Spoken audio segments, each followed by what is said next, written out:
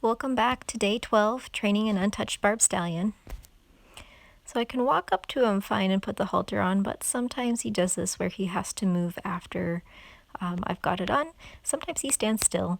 We're working on consistency with that, but he does also let me walk up and attach the lead rope without any problems now as well.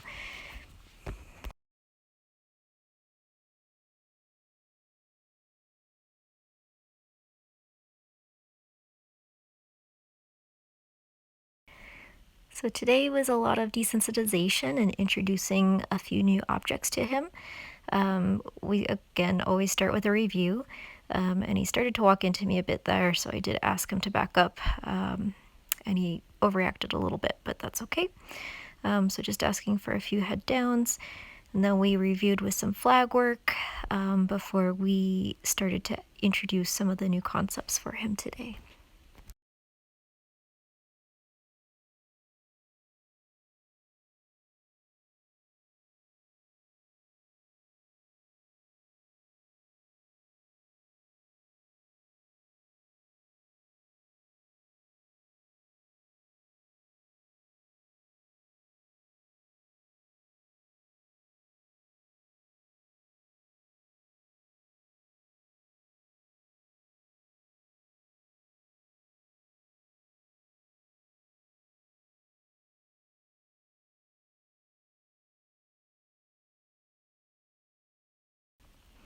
And I really want to make sure he's good with all these kinds of things with different movements and noises with the flag before I start to ask him to accept these new items, because they are going to be a bit scarier than the flag. And if we can't do this part, then we won't be able to proceed to the next step. So I just want to make sure that we're all good with this. And actually asking him to follow the flag while it's moving is a new thing for him too, and that was a whole different experience, so it took a little bit of time before he was okay following that on the ground.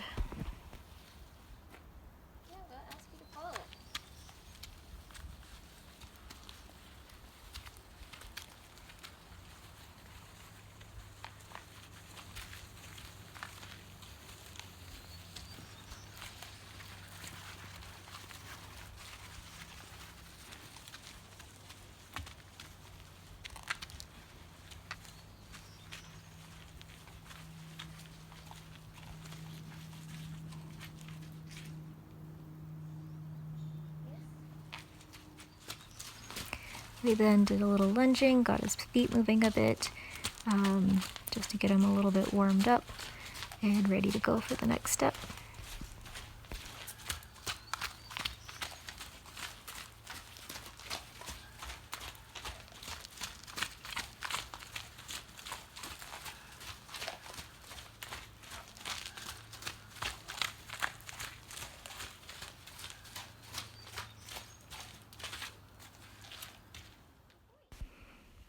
Every day is more feet work until we get better and better with those, so I can continue trying to pick those up. So again, always going back to the rope first, doing all the feet with that, and then going back to my hand, rubbing down the legs, and then asking to pick up.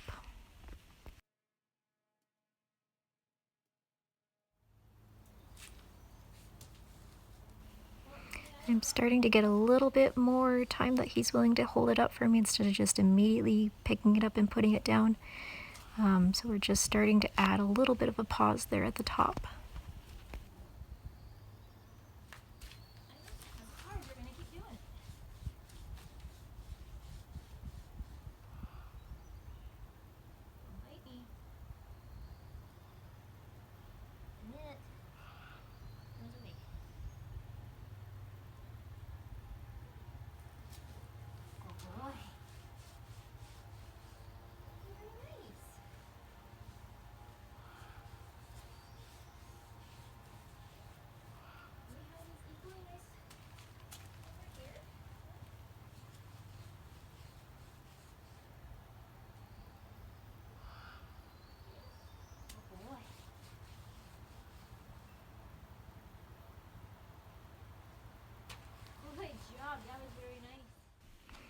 more rope work since he is so head shy. We want to get him used to ropes flying around, movements around his head, going up and over his head. We progress to that a little bit later.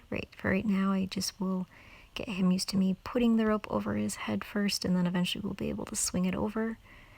And then also working with him with the rope around his rear, since that rope pressure around his back end initially did frighten him quite a bit.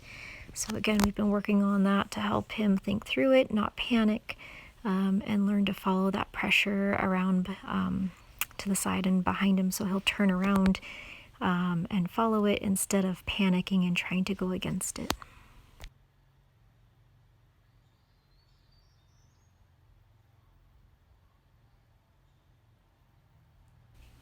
And I don't care if it takes him a minute here to follow it. I don't want to have to put a lot of pressure on it, which might cause him more to panic. So I just want real nice light pressure and having him follow around it like that. And he's definitely better on one side than the other. So again, we do this both sides. You'll see he struggles here a little bit more with the other direction, but he still does a pretty good job of not panicking about the situation. He does figure it out. It just takes him a minute.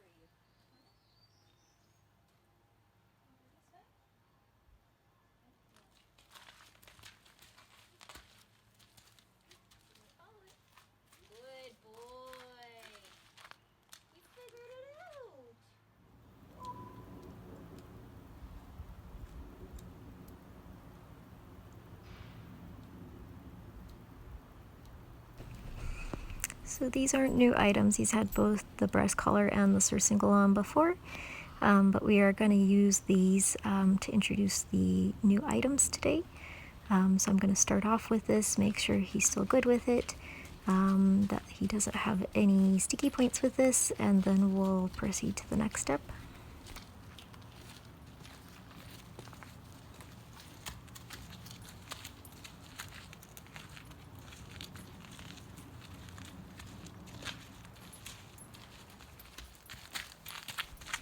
So this is one of the new things for him today, and it's just trying to help him get used to having something around his rear end. And they can get used to this while they're standing, but it's a whole different process when they're moving with it. And while he's gotten to the point where he's totally fine with it at a standstill, movement is a different story. And so it's not real tight around his bum or anything. It's just to have something there and kind of flopping around while he moves. And this is also his worst direction. So it's a harder time for him to accept that. And if he was to get really upset, we could kind of go back a step. But I'm just letting him figure it out. You can see he's much better at this other direction. Still a little bit sticky on his feet. I have to keep asking him to move forward. But he gets used to it pretty quickly. He starts to drop and lower his head here, which are signs of relaxation. We do a lot of direction changes and just moving those feet, getting him used to it. And so really, he didn't put up much of a complaint about it. He was a little bit unsure at first, but he figured out how to accept it pretty quickly and move off pretty nicely with it.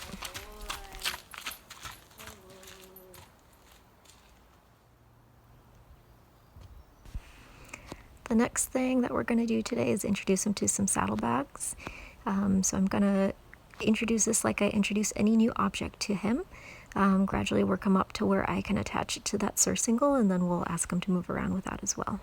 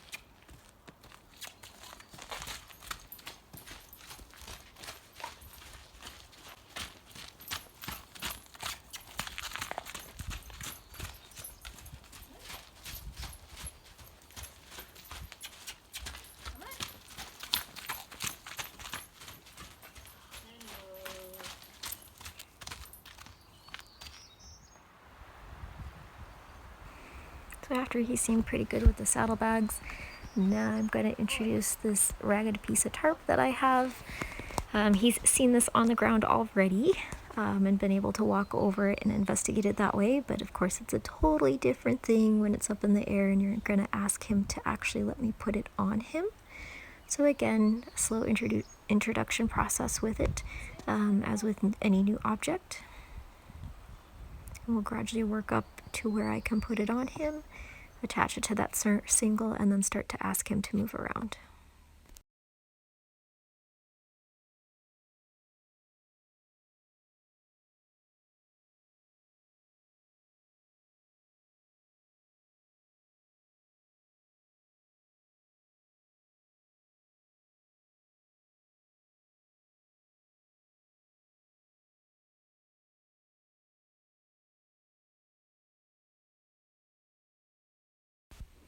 He is loose while I start to do this, so if he does start to get to a point where it's too much for him, he does have the ability to choose to walk off or move away from it, which he does do the first time I put it all the way over him, and that's all right. We just go back to working on it again. I don't want him to ever feel trapped, because then he's more likely to react in a less favorable way.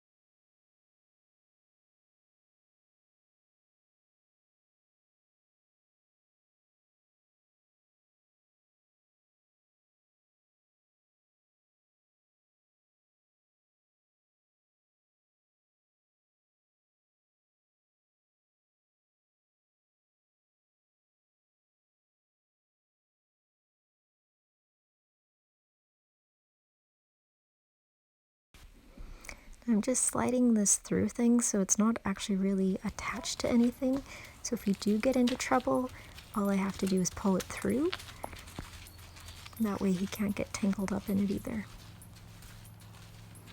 I'm going to ask him to move out just at a walk first, let him get used to it at a slower speed before it'll really start to flap around. And it is a bit of a breezy day, so it is already moving a little bit for him, but I like him to learn things at slower speeds first and then start to ask for a faster gait like a trot. So we'll start here at just a nice walk, let him go around a few times with that, and then start to ask him to move out faster with that. And you see he's a little bit uncomfortable with it, but not panicking. And again, a little bit sticky on the feet, but as I get him to move out here, he gets comfortable pretty quickly. Again, starts to lower and drop his head pretty fast. So overall, not something that's too exciting for him.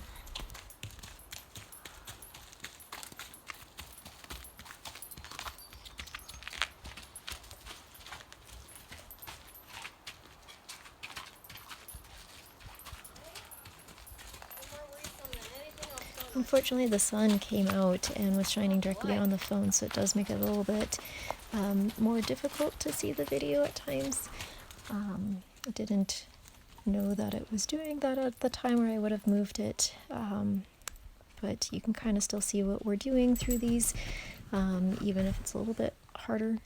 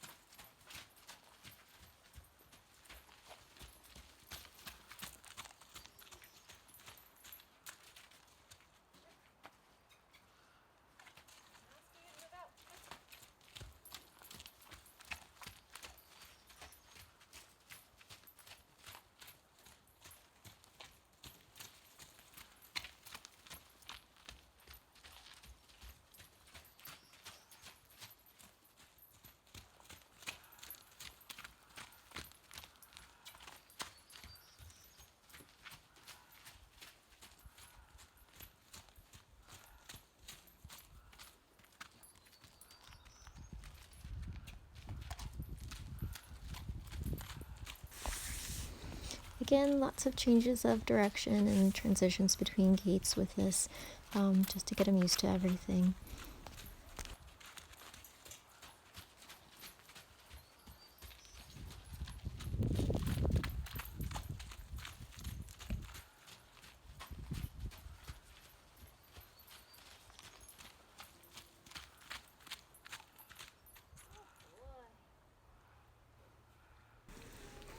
I had planned to kind of end on that, since we'd done quite a bit. This was quite a long session here today, but I had an unexpected visitor arrive at this point. So the car is actually pulling up the drive, around behind the house, and all the way up to the workshop here where Covert's pen is at, and pulled up alongside the pen, and I was happy to see that he didn't react to any of that. And they showed up to get some horse manure for their garden, so chatted with them briefly, got him untacked, told them a little bit about his story, and again, I was really impressed with how Covert handled the whole situation, since these are kind of the first people he's really seen outside of me since he's arrived home, and he didn't seem overly too concerned about it. So just kind of quickly untack him here with everything so that I can go help them. And he actually was quite sociable and was interested over the panels instead of going to the other side. So that was great to see.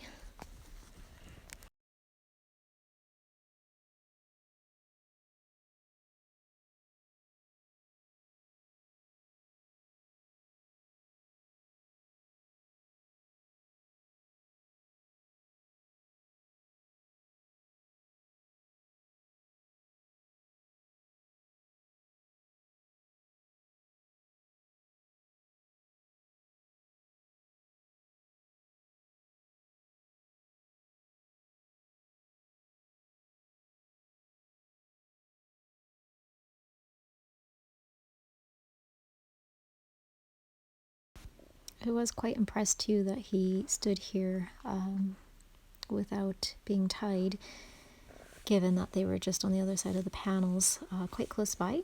But he is usually quite good with his ground tying and not moving off from you when I'm tacking up or untacking. So while we sat here and chatted for a few minutes, he was just happy to hang out. Yeah. He was untouchable 11 days ago when he was 12. Yeah, 12 years old. Well, he ran on a 900-acre ranch with 27 studs. Holy cow. So the fact that we've come this far and we can do this much in this time frame is like really fantastic. There you go. So you can't teach an old dog new tricks, but you can teach an old horse new tricks? Well, it depends on who you talk to, but when you talk to trainers, they typically stay away from anything over 6, and they tend to tell you to avoid stallions. Yeah, but you're you. Not that I was looking for a stallion, but it was just, he was the one that I like connected with. So, yeah. Oh, you had options.